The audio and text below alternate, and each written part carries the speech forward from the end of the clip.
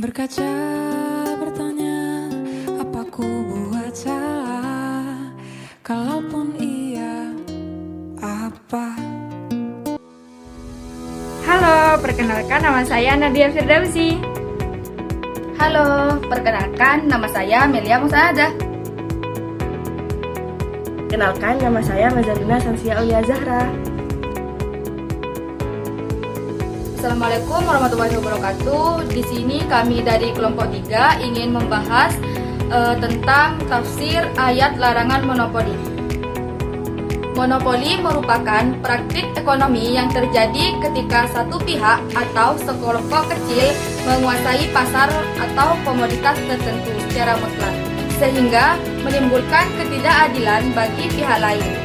Islam menghendaki kesempurnaan pasar yang bebas dari upaya pihak-pihak yang menghendaki pasar demi mendapatkan keuntungan tinggi dalam waktu singkat. Dari sekian banyak penyebab ketidaksempurnaan pasar, tampaknya monopoli merupakan faktor yang paling sering dilakukan oleh pihak-pihak yang tidak bertanggung jawab. Dapat beberapa ayat yang membahas tentang monopoli. Salah satunya yaitu terdapat pada Quran Surah Al-Baqarah ayat 188 yang berbunyi wala ta'kulu amwalakum bainakum bil batili wala tadlu biha ilal hukmi ta'kulu fariqan min amwalin nas bil itsmi wa antum la ta'lamun, yang artinya dan janganlah sebagian kamu memakan harta sebagian yang lain di antara kamu dengan jalan yang batil, dan janganlah kamu membawa urusan harta itu kepada hakim supaya kamu dapat memakan sebagian daripada harta benda orang lain itu dengan berjalan berbuat dosa, padahal kamu mengetahuinya. Terdapat juga pada Quran Surah Al-Mutaffifin ayat 1-3 yang berbunyi Wailul lil mutaffifin, yang artinya celakalah bagi orang-orang yang curang dalam menakar dan menimbang. Alladzina idza talu 'alan nasi yastawfun, yang artinya yaitu orang-orang yang apabila menerima takaran dari orang lain mereka meminta dicukupkan. Wa idza kaluhum awazanuhum yuhsirun, dan artinya apabila menakar atau menimbang mereka menguranginya. Terdapat juga dalam firman-Nya dalam Quran Surah An-Nisa ayat 29, ya ayyuhalladzina amanu la ta'kulu amwalakum bainakum bil batili illa an takuna tijaratan an taradin minkum wala taqtulu anfusakum innallaha kana bikum rahim. Ya artinya, ini orang-orang yang janganlah kamu saling memakan harta sendiri dengan jalan kecuali dengan jalan perniagaan yang berlaku dengan masing-masing ada. Dan janganlah kamu membunuh dirimu, sesungguhnya Allah adalah Maha Penyayang kepadamu. Pelan petunjuk dan pesan ayat yang tadi, yang pertama, larangan memakan harta orang lain tanpa izin dengan cara yang tidak benar, termasuk monopoli, karena merugikan orang lain. Yang kedua, ancaman Allah kepada orang-orang yang mengurangi hak orang lain dalam timbangan, ukuran, dan takaran, yakni kecurangan dalam transaksi ekonomi, termasuk dalam penimbunan barang atau ketidakadilan dalam perdagangan. Yang ketiga, Islam sangat menekankan pentingnya transaksi yang adil dan saling menguntungkan, karena monopoli di mana hanya satu pihak yang diuntungkan sementara pihak yang lain dirugikan. Ada juga pendapat beberapa ulama mazhab tentang monopoli. Yang pertama, di kalangan mazhab Hanafi. Dalam kitabnya, ia menyatakan haram hukumnya memonopoli makanan pokok manusia dan juga binatang di daerah yang kecil. Barang siapa melakukan monopoli menyimpan sendiri terhadap hasil panen sawahnya atau memasukkan barang dari daerah lain, maka hukumnya halal.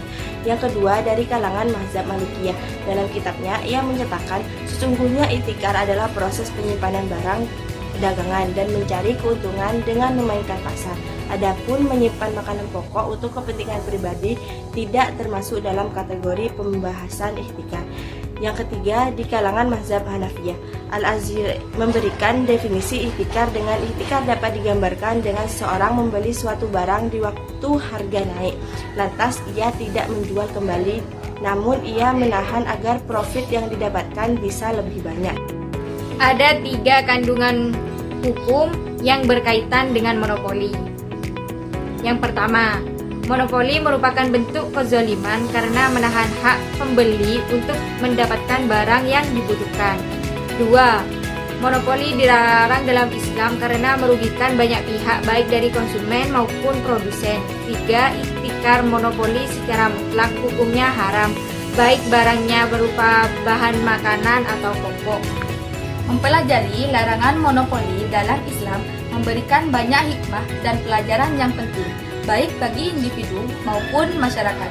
Beberapa hikmah dari mempelajari larangan monopoli. Yang pertama, menegakkan prinsip keadilan dalam ekonomi. Dengan mempelajari ini, kita dapat memahami betapa pentingnya menciptakan sistem ekonomi yang adil, di mana semua orang memiliki akses yang sama terhadap sumber daya. Yang kedua, mencegah ketidakadilan. Dengan mempelajari ini, kita dapat lebih waspada terhadap praktik-praktik yang merugikan masyarakat luas, serta mendorong terciptanya persaingan yang sehat dan harga yang adil di pasar. Yang ketiga, menciptakan kesejahteraan masyarakat. Dengan mempelajari larangan ini, kita belajar untuk tidak hanya memikirkan keuntungan pribadi, tetapi juga kesejahteraan masyarakat secara keseluruhan. Yang keempat, mencegah penimbunan dan kelangkaan barang monopoli.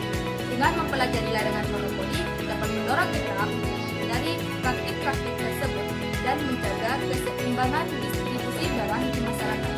Yang kelima, mengembangkan etika dan moral dalam bisnis.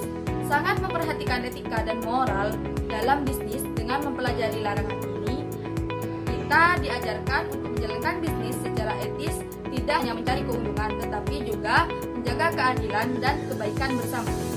Kesimpulannya ialah Islam dengan tegas melarang praktek monopoli karena bertentangan dengan prinsip keadilan dan kesejahteraan bersama yang dianjurkan dalam Al-Quran dan hadis.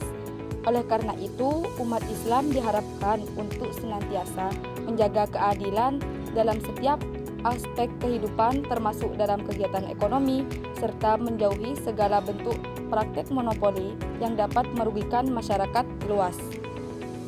Sekian presentasi dari kelompok kami. Kurang lebihnya mohon maaf. Wassalamualaikum warahmatullahi wabarakatuh. Thank you for watching teman-teman.